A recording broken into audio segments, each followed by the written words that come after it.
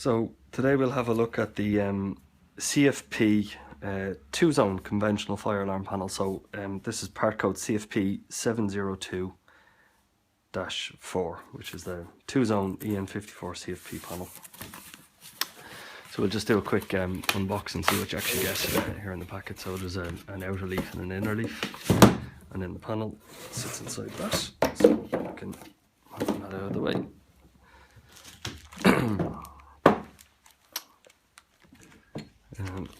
So inside it we get the instruction manual, the installation maintenance manual, 2 control keys for the front of the panel.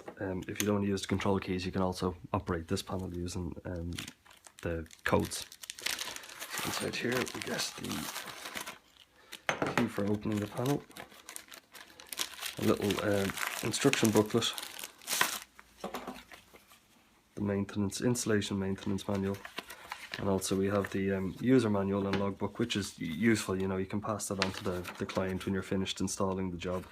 There's bits and pieces here. There's certificate of commissioning. Now this is the BS5839, the UK version of this. So if you're working to the Irish standards, you'll need something else to follow the standard paperwork. There's a little logbook and everything else. So if you just want to leave this with customers on site, it's a convenient way of doing this, or take the information generated into your own paperwork. But it gives full instructions on how to use the panel. Generally, we find you actually need to give the customer or the client a run through on the system before you leave site, so that they know how to use it.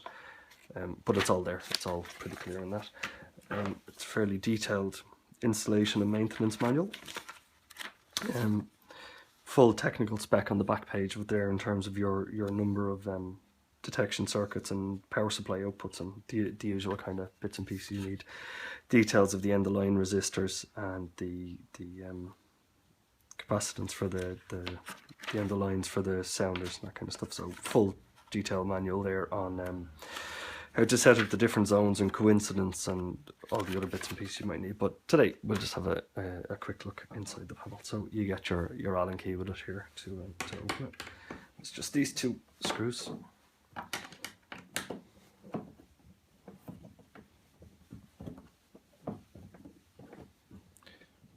So it's a neat panel. It's very clearly colour coordinated on the front of it here in terms of how you accept and reset and acknowledge the alarm and everything else.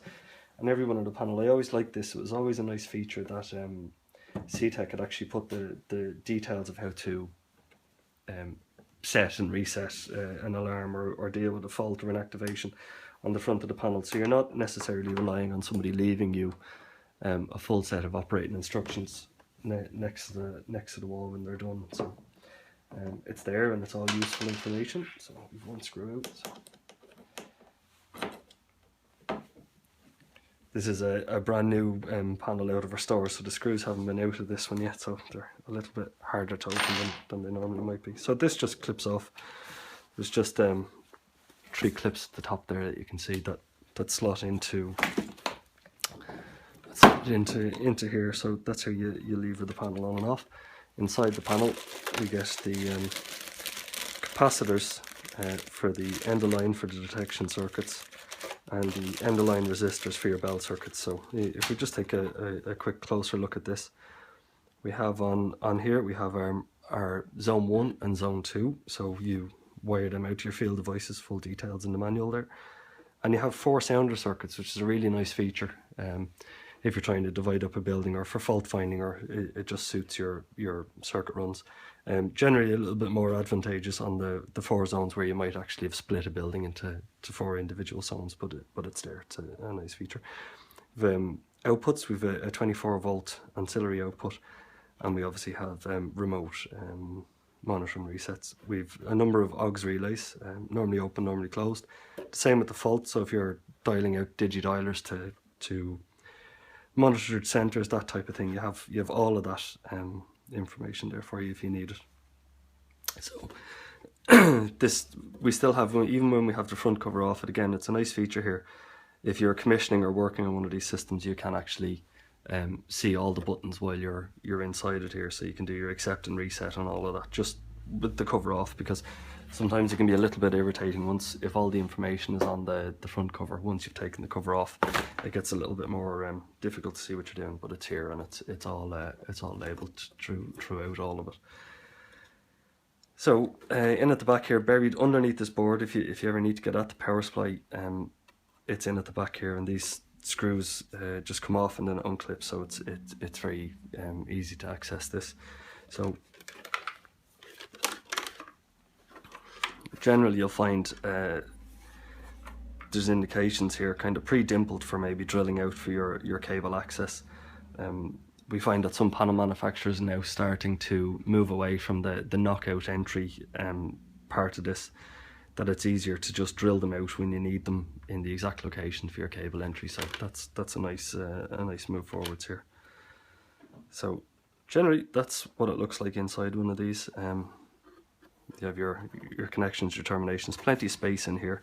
Your batteries go in here, good long leads on that, and you have a cable tie that comes with that to secure your generally 12 volt 2.2 ampere hour batteries go into this, but obviously you'd need to measure your consumption required for your standby time and all that kind of stuff. So that's just an overview of that. So I'll just put this one back together. So just as it comes is your battery packs in there, and then your front cover slides on over the top first, goes in, and then you have your two screws here. If you want any more information on the CFP panels, get in touch with us here in the office, info@comsec.ie. Thanks very much.